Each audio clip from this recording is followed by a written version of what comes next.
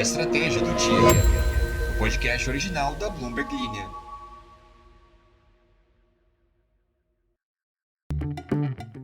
Muitos países e empresas, nos últimos anos, elaboraram planos para atingir emissões líquidas zero até 2050.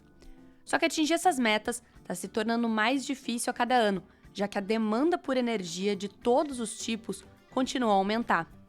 A OPEP, a Organização dos Países Exportadores de Petróleo, prevê um consumo de 116 milhões de barris por dia em 2045, enquanto a Enbridge, que é uma gigante de oleodutos, prevê que a demanda vai chegar a 110 milhões de barris por dia. A demanda seria alta o suficiente para que deixar de investir agora em novos projetos de combustíveis fósseis seja até catastrófico para a geração de energia mundial. A estratégia do dia de hoje é entender o que as principais empresas e também governos estão equilibrando essa necessidade por energia com a suposta redução da emissão de gases. E aí, fazendo uma dobradinha de petróleo, a gente também vai falar sobre como a Petrobras está buscando ativos na Argentina para ampliar a compra de gás, segundo fontes que conversaram com a Bloomberg News. E, por fim, vamos falar sobre como, depois dos Estados Unidos, da União Europeia e de alguns países aqui da América Latina, o Canadá é o novo país a impor tarifas sobre veículos elétricos e aço da China, numa campanha global aí de vários países contra as exportações desse gigante asiático. Eu sou Ana Carolina Zitlag. Se você perdeu o episódio de sexta-feira e de segunda-feira, estou dando um recado geral, triste, porém, da vida. O fluxo da vida continua. Eu estou deixando a apresentação do podcast, estou deixando também a Bloomberg Linha para seguir novos sonhos na minha vida. Então, essa é a minha última semana aqui apresentando o podcast. Aproveite este belo som da minha voz, porque a partir da semana que vem o Alan Blanco está aqui assumindo essa apresentação. Vamos às notícias. A ExxonMobil prevê que a demanda global de petróleo em 2050 vai ser a mesma ou até um pouco maior do que os níveis atuais, colocando em xeque os esforços para atingir emissões líquidas zero de carbono até meados do século. A demanda do petróleo vai ficar acima de 100 milhões de barris por dia até 2050, impulsionado pelo crescimento dos usos industriais com a produção de plástico e o transporte de cargas pesadas, segundo a Exxon nesta segunda-feira, seu relatório anual de perspectivas globais. Vou fazer um parêntese aqui para um comentário pessoal. Não é um comentário pessoal, é somente uma análise. Se você entrar numa dessas lojas de decoração barata, assim, né? Coisa para um vasinho, um quadro, alguma coisa assim.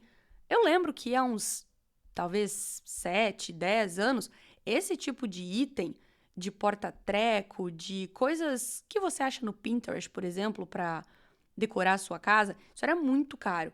Mas agora tá muito mais barato. Você encontra várias opções que antes era difícil de achar. Você tinha lá uma foto referência e aí se você achasse alguma coisa daquilo custava R$1 milhão numa loja de grife. E hoje dá para você decorar a sua casa de 1 milhão de maneiras diferentes, porque você vai ter vários itens de várias cores, não só nas lojas físicas, como principalmente nas lojas online. Dá para escolher qualquer coisa. Ou vou tomar mais um exemplo que eu acabei de olhar, uma garrafa de água, por exemplo, que antes era uma ou outra ali, uma opção, sei lá, decoração de abacaxi, e hoje você tem 20 milhões de tipos que você pode personalizar, você pode comprar diferentes, você pode fazer tudo mais. Isso tudo para dizer que esses itens que até pouco tempo eram mais escassos ou tinham opções mais limitadas, agora estão por toda parte, né? A indústria do plástico tomou conta da nossa vida diária. O plástico vem de onde? Do petróleo.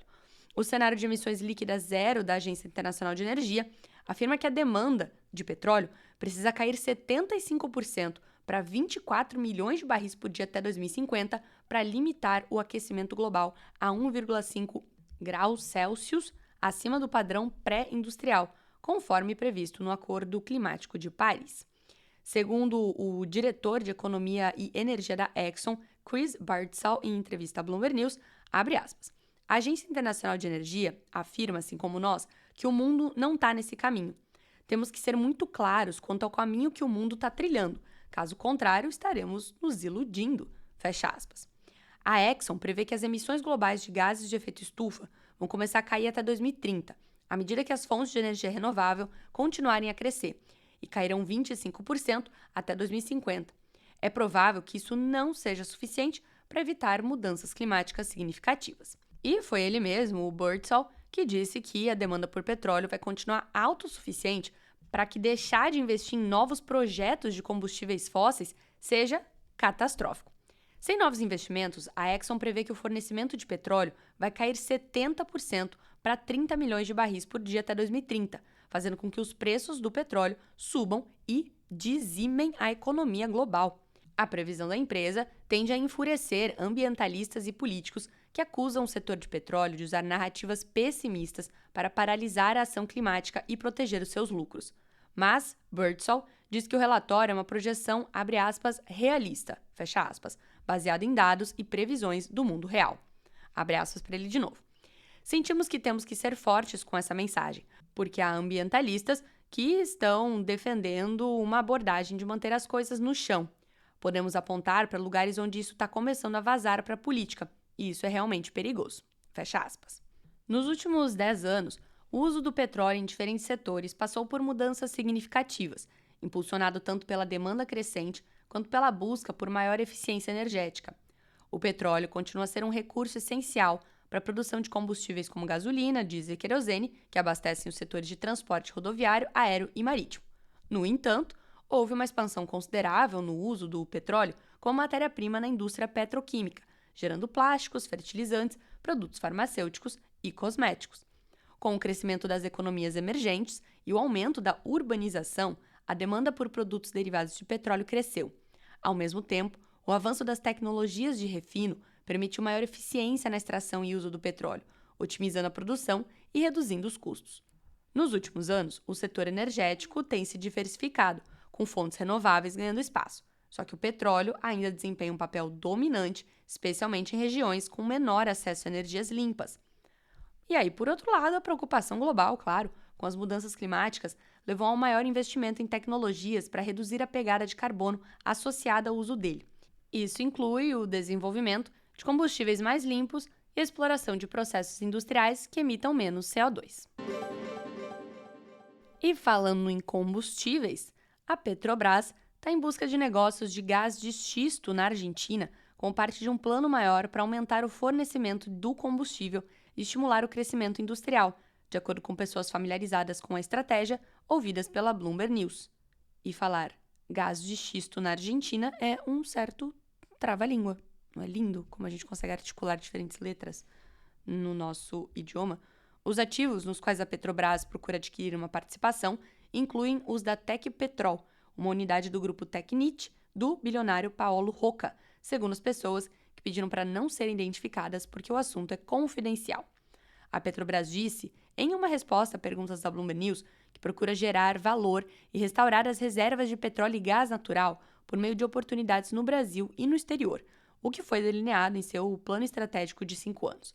A Tecpetrol não quis comentar. A Petrobras procura se expandir internacionalmente, com foco especial em projetos de petróleo e gás na América Latina e na costa atlântica da África, em vez de se limitar a campos de águas profundas no Brasil. A estratégia é uma fonte de controvérsia dentro de um governo que também promete priorizar a sua agenda ambiental, incluindo tentativas de promover uma transição verde da economia brasileira. Veja só o que acabamos de comentar na notícia anterior. Tudo se liga. Outros grandes produtores de gás no anunciado trecho de xisto de Vaca Muerta, na Argentina, são a estatal YPF, a Total Energies, a Pampa Energia e a Pan American Energy, que pertence 50% à BP. A Petrobras desfez os seus ativos na Argentina há vários anos, mas manteve uma participação de 34% no campo de gás de xisto no rio Neuquén, um empreendimento com a YPF e a Pampa. O novo impulso em Vaca Muerta significa que a Argentina poderia exportar gás para o Brasil já no ano que vem. Mas, em vez de apenas importar o combustível, a Petrobras gostaria de se envolver na produção, disseram as pessoas. Pausa para a gente falar sobre o que é a região de Vaca Muerta na Argentina, uma região que tem ganhado cada vez mais visibilidade aí, dado o interesse comercial no petróleo não convencional, o petróleo de xisto, que é encontrado na região. Vaca Muerta é uma das maiores reservas de gás e petróleo de xisto do mundo, que fica na província de Neuquén, na Patagônia Argentina. Descoberta na década de 1920, Essa formação geológica ganhou relevância global nas últimas décadas devido ao desenvolvimento de tecnologias como o fraturamento hidráulico, o fracking, que tornaram economicamente viável a extração desses recursos.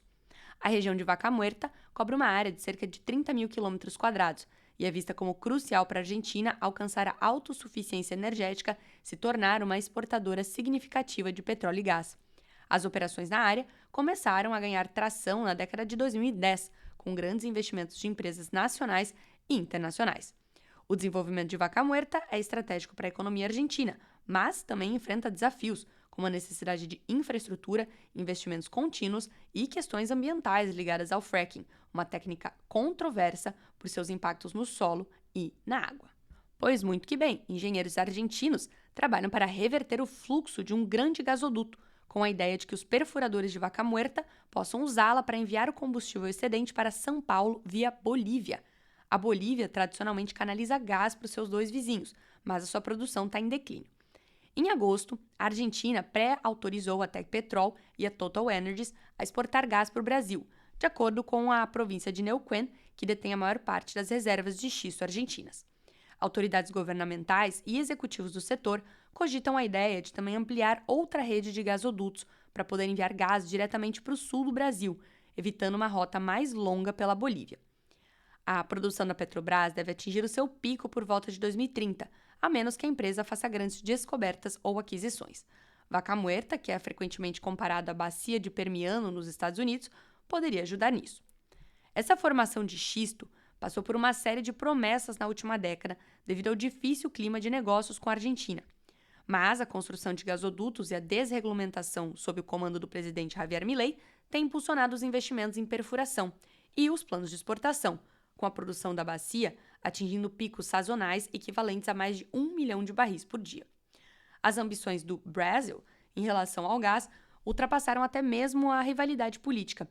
O presidente Luiz Inácio Lula da Silva trocou farpas com o Milei durante todo este ano, à medida que os laços diplomáticos se deterioraram entre as duas maiores economias da América do Sul.